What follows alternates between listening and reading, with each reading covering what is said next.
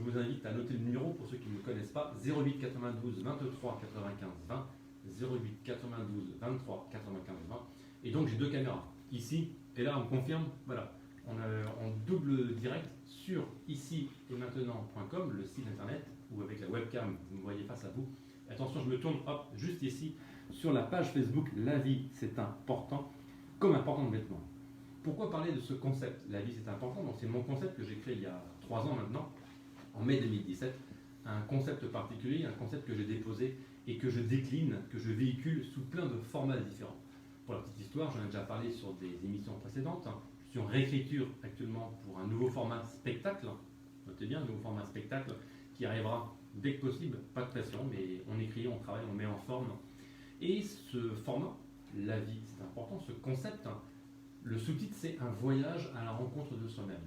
Je pars du postulat que l'habit fait le moine, c'est une phrase que je donne et que je répète souvent, et je fais régulièrement des conférences spectacles en entreprise où je parle d'un habit, d'une storytelling, d'une histoire, d'un rôle, d'un personnage, et à chaque fois le personnage est une porte d'entrée pour accéder à une notion, et cette porte d'entrée nous permet d'accéder à des outils, des astuces, ou que je vais vulgariser et simplifier pour que vous puissiez au quotidien avoir des petits conseils sans prétention, mais des partages pour optimiser votre quotidien. Et pourquoi je parle de tout ça? Pour vous introduire un mot, plus qu'un thème, que j'emploie souvent, et que j'emploie souvent dans une phrase en particulier. Et pour ceux qui ont écouté la semaine dernière l'émission, la semaine dernière, je vous avais promis de parler de ce thème. Alors je suis tout sauf un spécialiste de ce thème. Le thème, c'est lequel? On donne rendez-vous juste à la fin de la phrase suivante. Et la phrase suivante, je dis souvent, j'ai passé 20 ans dans une secte, j'en suis sorti vivant. Cette secte, c'est l'éducation nationale. Donc là, forcément, il y a différents types de réactions. Il y a ceux qui crient au scandale, comment ça, la secte, c'est pas l'éducation, c'est pas une secte. Et puis il y a ceux qui rigolent parce qu'ils n'ont pas que des bons souvenirs. Il y a ceux qui sont profs et qui ne les vivent pas très bien, disent ah oui, c'est vrai, c'est un petit peu une secte, etc., etc. Si je dis ça, c'est pas de juger, d'être d'accord ou pas d'accord, est-ce que l'éducation nationale, est-ce que c'est une secte? C'est pas vraiment le sujet. Moi, je dis par provocation et je m'amuse dans mes sketchs à mettre cette phrase en avant. Non seulement j'ai pratiqué ce milieu pendant 20 ans, dont je connais un petit peu la maison. Mon ancien recteur, c'est JMB, vous connaissez tous, il est ministre actuellement de l'Éducation nationale, et moi c'était mon recteur de l'Académie de Créteil. Je n'ai rien contre lui, et je ne le dis pas du tout, simplement pour vous dire que je l'ai pratiqué. Et donc, quand je dis ça, c'est par provocation, c'est pour faire réagir, parce que le principe de chacun de mes personnages, ils ne sont pas forcément là pour dire des choses qu'on a envie d'entendre, ils ne sont pas forcément là pour dire des choses agréables à entendre, mais ils sont là pour peut-être piquer, pour provoquer des discussions, des échanges, des communications, des discussions. La discussion, on peut ne pas être d'accord avec quelqu'un, mais on lance un thème et on partage nos points de vue. Et donc forcément, quand je dis ça, ça provoque, ça fait réagir, et je m'amuse régulièrement à comparer l'éducation nationale avec une secte, comme je pourrais comparer n'importe quelle organisation. Juste pour qu'on soit d'accord, j'ai quand même cherché juste avant cette émission la définition d'une secte. Qu'est-ce qu'on entend par secte? La secte, c'est un ensemble de personnes professant une même doctrine. Autre définition, autre variante, c'est un clan constitué par des personnes ayant la même idéologie. Synonyme de secte, chapelle, clan, parti. Donc moi, quand je le dis, c'est pour faire réagir, c'est pour faire réfléchir et c'est pour introduire une thématique. C'est pour dire qu'effectivement, voilà les enseignements, sans jeu de mots, que j'ai retenus de mes 20 ans à l'Éducation nationale. Voilà ce que j'en ai retenu, voilà ce que j'ai aimé, voilà ce que j'ai pas aimé. Et à chaque fois, le fait de faire réagir permet de capter l'attention et d'aborder une thématique en particulier.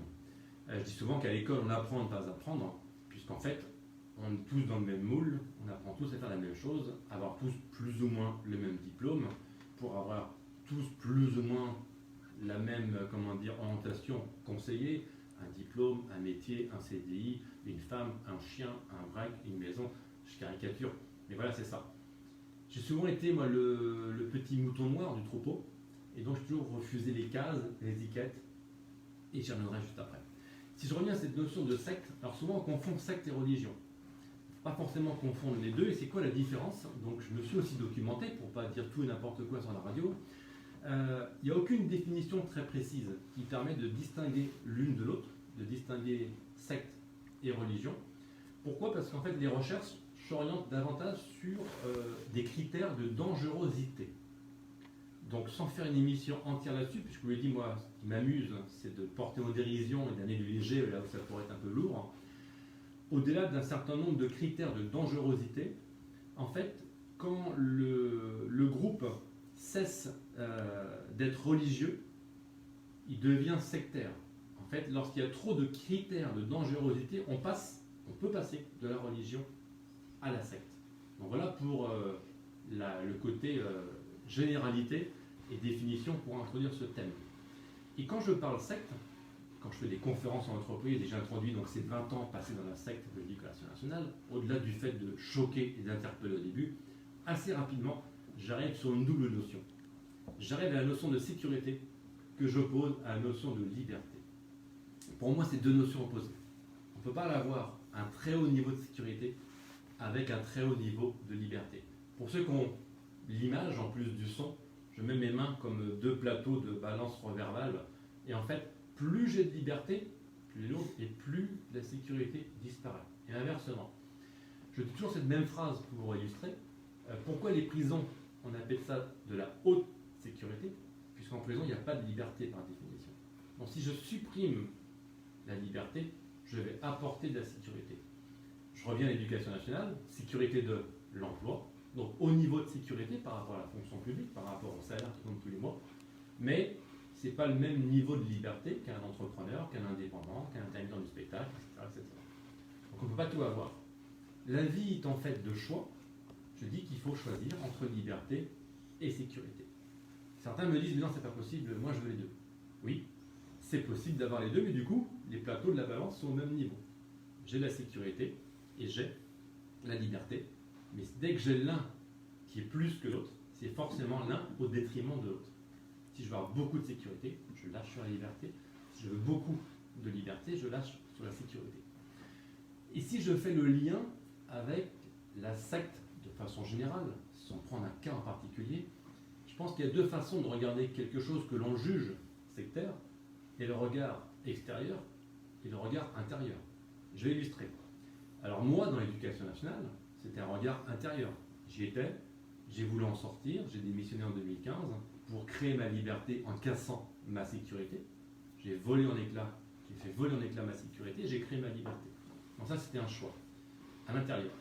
De l'extérieur, on m'a dit, c'est n'importe quoi, tu aurais dû garder la sécurité, tu étais libre, beaucoup plus qu'il le pensait. Et moi, j'estimais ne pas rentrer dans les cases, j'estimais ne pas rentrer dans les normes, et j'estimais avoir fait le tour au bout de 20 ans, et je ne crache pas dans la soupe, j'étais 20 ans prof, et l'idée n'est pas de juger l'éducation nationale, même si je ne suis pas d'accord avec tous les formats qu'on y propose. Donc ça, c'était mon regard intérieur. Si maintenant je me base sur une secte, donc on va prendre l'exemple, imaginons que j'ai un ami, ou un être très très cher qui est dans une secte. Peu importe la définition qu'on y met, et peu importe le style de secte, quand je dis secte, c'est qu'en fait, il est dans un endroit cloisonné, un endroit où ils ont tous la même doctrine, où il est un petit peu endoctriné, pour le coup, qui est un petit peu manipulé, conditionné, et en fait, cette personne-là va être dans un vase clos et ne va pas voir l'extérieur. Souvent, les gens dans une secte ne voient plus l'extérieur. Et donc, du coup, quand je veux faire sortir quelqu'un d'une secte, et je répète, là, c'est un mot générique, quelle que soit la secte, peu importe, quand je veux la faire sortir d'un parti, d'un clan, d'un groupe, cette personne va me dire, mais non, mais je suis très bien, je suis très heureux et tout va bien, parce que cette personne n'a plus de libre arbitre. On a parlé du libre arbitre la semaine dernière, et cette personne se trouve très très bien où elle est, et elle va avoir tous les arguments pour me dire, regarde, la preuve de tout ce qu'il faut. Parce qu'on est tellement dans un schéma endoctriné, enfermé, conditionné, qu'il a plus ce libre arbitre pour voir comment ça se passe en dehors. Il va me démontrer par A plus B que tout va bien pour lui. Et du coup, je viens à la transition toute simple de l'aide, de l'accompagnement, ou voyons, du coaching entre guillemets. Pour ceux qui me connaissent, je ne suis pas très très fan du coaching en général et du mot coach en général, parce qu'il y a tellement de dérives. Aujourd'hui, tout le monde est coach. Il y a des coachs de partout. Et ce qui m'inquiète, c'est toujours les dérives et c'est les bascules vers les extrêmes du coaching et du développement personnel, où en fait, pour ceux qui ont l'image, développement personnel. Voilà, je me montre moi, c'est qu'en fait, le coach au final s'occupe de qui? De lui, et plus du coaché. Donc, ça c'est une parenthèse qui n'engage que moi. Et pourquoi je parle de ça? Puisqu'en fait, on ne peut pas aider quelqu'un, on ne peut pas accompagner quelqu'un, on ne peut pas coacher quelqu'un par obligation. Et c'est encore d'autant plus difficile quand c'est quelqu'un qu'on aime, quand c'est un être cher, où on voit qu'il ne va pas très bien, qu'il aurait besoin d'aide, et que cette personne-là n'arrive même pas à tendre la main, parce qu'elle ne se rend pas compte qu'elle ne va pas bien. Donc, je reprends l'exemple que je prenais juste avant. J'ai un ami qui est, entre guillemets, dans ce que je considère être une secte, et j'ai envie de le faire sortir, j'ai envie de l'aider. On ne peut pas obliger quelqu'un à aller bien, on ne peut pas obliger quelqu'un à voir différemment, on ne peut pas obliger quelqu'un à être mieux. Vous connaissez ma différence et la nuance que je mets entre le mieux-être et le bien-être. Le bien-être est une notion qui peut faire peur au plus grand nombre, parce que quelqu'un qui ne va pas bien, à qui on propose de viser le bien-être, le gap, la marche peut être très élevée. Quelqu'un qui ne va pas bien, à qui on propose du mieux-être, le mieux c'est toujours mieux. Mieux, et beaucoup de mieux peut faire arriver au bien. Donc attention quand on parle de bien-être, parce que plus les gens vont mal, et plus c'est compliqué, j'estime, de leur vendre, entre guillemets, du bien-être. Alors quelqu'un qui ne va pas très bien, lui vendre du mieux, lui proposer du mieux, plus du mieux, peut-être qu'à terme, on va se rapprocher du pire. Donc, pour arriver à cette notion entre secte, incapacité à porter un regard objectif sur une situation, et donc du coup incapacité à aider quelqu'un. Je ne peux pas aider quelqu'un par obligation. Une fois de plus, tous les exemples que je prends n'engagent que moi. Je n'ai rien contre les psys en général. D'ailleurs, j'ai même des sketchs où je joue le rôle du psychiatre parfois. Les psys font du bien à beaucoup de gens, mais je dis souvent qu'un psy ne peut pas aider par obligation un patient. Le patient va faire la démarche d'aller voir le psy, d'aller voir le coach, d'aller voir un hypnothérapeute, d'aller voir quelle que soit le médecine ou médecine alternative, quelle qu'elle soit. C'est une démarche du patient. C'est pas le psy qui va vous chercher de force chez vous, c'est pas un dermatologue qui vient vous chercher chez vous. Non, vous avez un problème de peau, vous allez voir le dermatologue. Donc en fait, c'est toujours une démarche du coaché, du patient, pour aller vers un spécialiste pour demander de l'aide. Je prends une autre métaphore, vous verrez jamais un entraîneur venir prendre de force un athlète pour lui apprendre à courir ou l'améliorer au 100 mètres ou lancer du disque ou du javelot. À l'inverse, un athlète va demander l'aide à un entraîneur pour pouvoir être plus performant au lancer du disque, du javelot ou du 100 mètres. Donc, après, dans le deuxième temps, l'entraîneur, le coach va prendre le dessus. Parce qu'au début, à l'origine, il a eu l'autorisation du patient, du sportif, de travailler sur lui et de lui rentrer dedans, de dire maintenant on va bosser.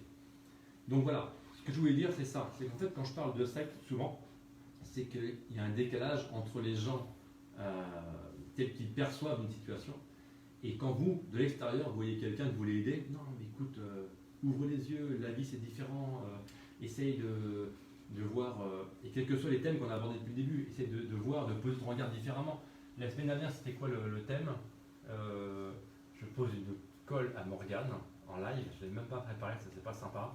Le thème, et c'était Manu qui nous avait appelé, c'était, en même temps je peux regarder dessus, est-ce que j'ai là? Non, c'est sur la confiance. La confiance. La confiance, merci. On l'a trouvé en même temps. Oui. La confiance et la connaissance de soi. Quels que soient les thèmes que j'aborde dans mon concept La vie c'est important, il y a toujours différents points de vue. Donc quel positionnement? Je dis toujours qu'en fait, mon point de vue, ma façon de voir les choses n'engage que moi. Je vous le partage. L'idée n'est pas d'être d'accord avec moi. C'est juste de vous dire voilà, moi je vois ça comme ça, avec mon expérience, avec mon vécu, avec ce que j'ai comme vécu dans tel ou tel contexte. Moi, je trouve que l'enseignement pendant 20 ans, je pourrais en parler des heures, mais quand je m'amuse à dire enseignement égale secte, c'est par provocation pour provoquer la discussion. Et donc une fois que la discussion est engagée, donc voilà, maintenant c'est qu'est-ce qu'on en fait. Et pour revenir à ma thématique principale, quelle qu'elle soit, quels que soient les personnages que j'incarne, quelles que soient les conférences que je fais, l'intention est toujours la même, c'est permettre à un maximum de personnes d'exprimer son plein potentiel et d'atteindre son bonheur. Le bonheur, c'est une définition personnelle.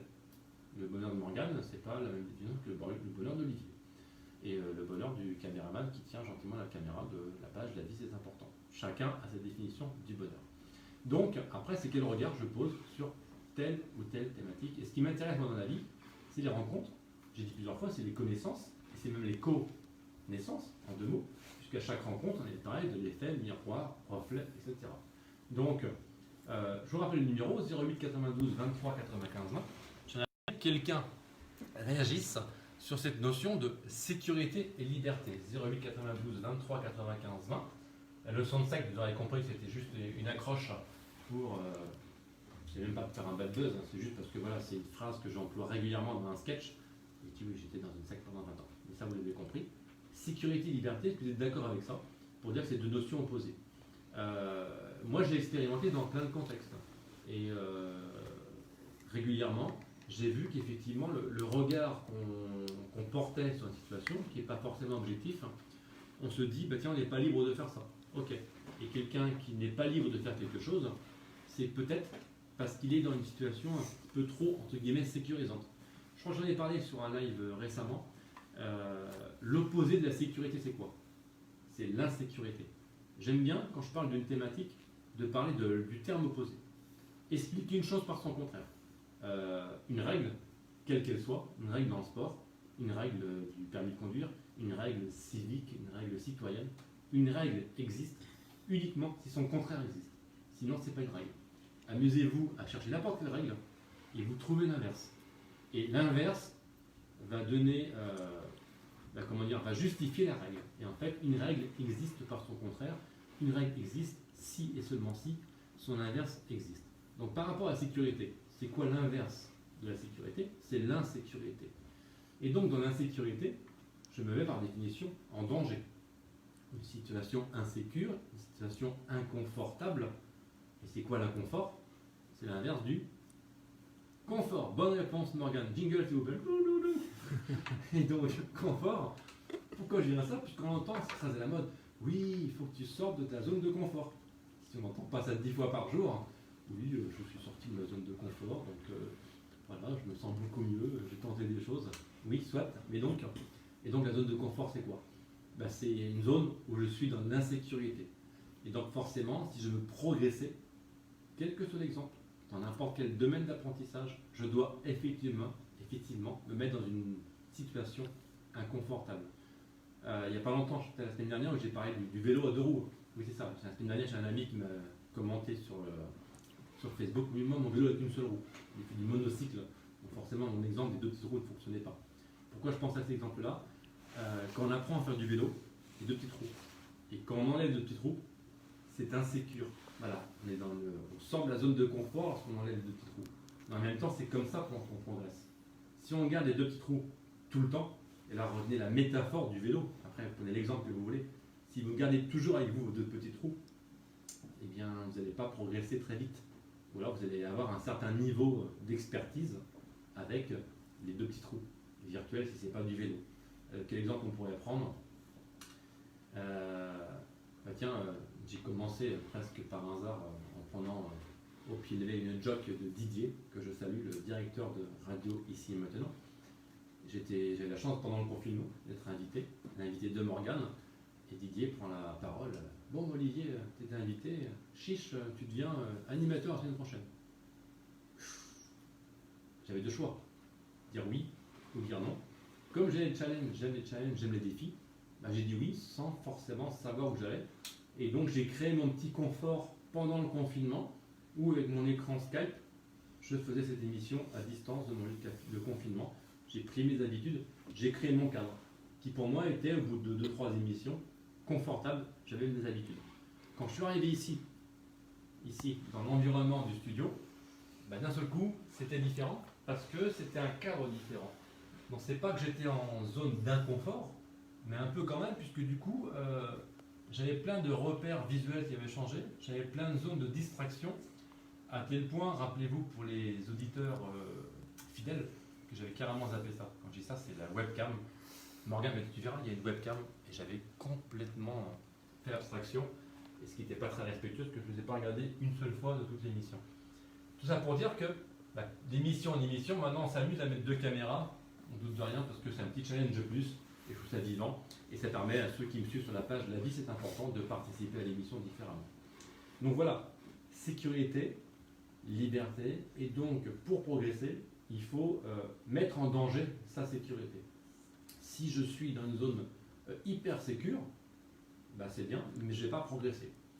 Donc si je veux opposer liberté et sécurité, donc je vais conforter mon niveau de sécurité, voilà, ça va très bien, je ne me mets pas en danger.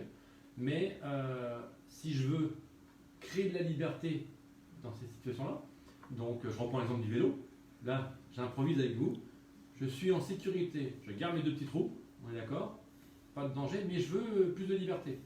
Donc, il faut que je lâche ma sécurité pour créer ma liberté. Donc, ce serait quoi l'exemple? Je pourrais partir sur une route, je pourrais sortir du jardin, aller sur une route nationale ou aller sur l'autoroute avec deux petits trous. Donc, je serais toujours en sécurité par rapport à mon vélo, mais beaucoup moins sécure que dans mon jardin. Et là, j'aurais créé ma liberté. Vous voyez la métaphore? C'est qu'en fait, à chaque fois que vous allez sortir du cadre, la fameuse zone de confort, forcément, vous allez créer de la liberté, par définition. Quand je casse le cadre de cette fameuse zone de confort qui est plus ou moins proche, certains s'en laissent partout, et pour eux, sortir de la zone de confort, c'est faire des trucs de folie.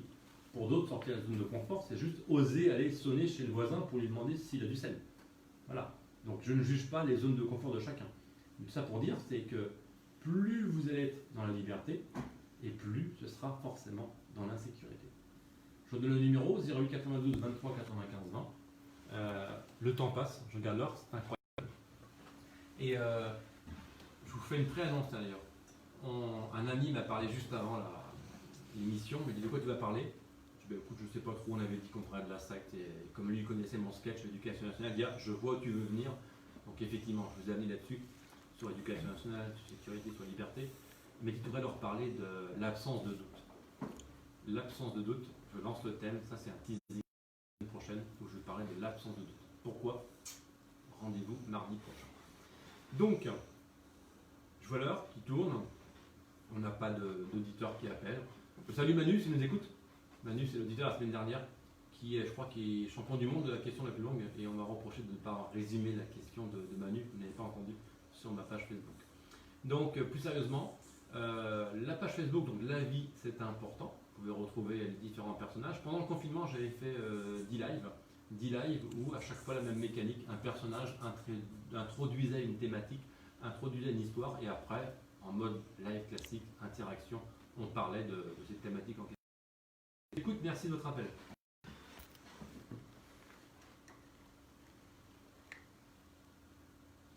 Excusez-moi, je n'ai pas entendu le début de votre phrase.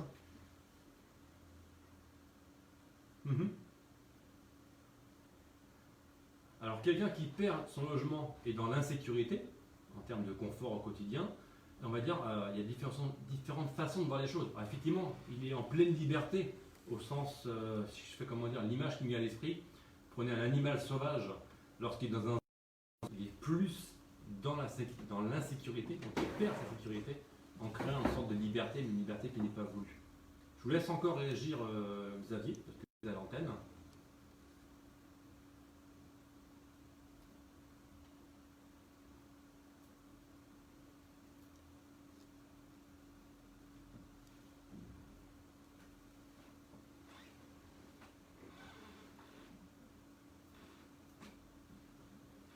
Alors, merci de cette question. C'est drôle parce qu'en fait, je m'excuse aussi parce qu'en fait, je suis en simultané en live sur une page Facebook. Donc, je vais répéter la question, la double question de Xavier, parce que il m'a dit, mais est-ce que vous êtes croyant? Et donc là, Xavier, c'est à la fois une blague ma réponse, mais c'est à la fois la vérité, parce que c'est une phrase que j'emploie souvent dans des sketchs, dans des conférences, et dans une prochaine version de mon spectacle. Quand on me dit, est-ce que tu es croyant, Olivier? Je dis non, je ne suis pas croyant, je suis certain. Vous voyez le jeu de mots en fait sur la croyance, de croire. Je ne suis pas croyant, je suis certain. Donc en fait c'est pour répondre à la fois sérieusement et à la fois en légèreté, à la fois en blaguant, Xavier. Donc dire que je suis certain, c'est quelque part je serais plus que croyant. Non, je ne suis pas croyant dans l'esprit religieux, on va dire, mais je suis certain sur plus que ça. Donc plus que ça, on pourrait faire une émission entière. Ça veut dire quoi être plus que croyant, être certain? C'est-à-dire que je suis persuadé que voilà, moi je crois à l'au-delà, je crois à la réincarnation, je crois à tout ça, donc ça n'engage que moi et ça pourrait être une autre émission dans l'émission. En tout cas, Xavier, je vous remercie de votre intervention. Merci beaucoup pour vos questions et je vous souhaite le meilleur. Et je vais vous offrir un cadeau, Xavier, avant de raccrocher, le slogan qu'on a créé pendant le confinement. Prenez soin de vous pour pouvoir prendre soin des autres et merci encore pour votre appel. Au revoir, Xavier. Et donc voilà, il est presque l'heure de conclure. Merci Xavier pour cette intervention. Donc oui, je ne suis pas croyant, je suis certain. C'est une phrase que je dis souvent aussi en rigolant, et je ne pensais pas vous la dire aujourd'hui. Donc merci Xavier pour ça. Effectivement, vous avez compris avec l'exemple de Xavier, quelqu'un qui perd un logement, bah, c'est pas du tout la sécurité pour le coup. Mais c'est pas parce qu'on perd un logement qu'on est plus libre. Non, là du coup on perd les deux. C'était un très bon exemple, c'est une très bonne question. Mais si vous comparez bien les deux, il y a forcément un moment ou un autre où l'un va prendre le dessus sur l'autre. On ne peut pas perdre les deux en même temps, on ne peut pas avoir les deux en même temps. Donc dans l'exemple de Xavier, on perd logement, je pense qu'on perd plus en sécurité qu'en liberté. On crée une certaine liberté parce que du coup on n'a plus de charge, on n'a plus de loyer, on n'a plus tout ça, donc on est libre par rapport à ça. Mais la sécurité, on la perd encore plus. Donc pour résumer, et l'intervention du jour, quelle que soit la situation, si vous voulez être libre, autorisez-vous à lâcher sur la sécurité. Si vous voulez être à un haut niveau de sécurité, autorisez-vous à lâcher sur la liberté. On ne peut pas avoir les deux en même temps. Et j'avais dit tout à l'heure, les prisons, c'est de la haute sécurité parce qu'il n'y a pas de liberté. Merci à tous. On se retrouve la semaine prochaine pour parler de l'absence de doute. Maintenant que c'est dit, je ne peux plus revenir en arrière. Et belle soirée à tous. Prenez soin de vous pour pouvoir prendre soin des autres. Je vous laisse maintenant avec l'émission Santé et Spiritualité. À très vite sur Radio Ici et Maintenant.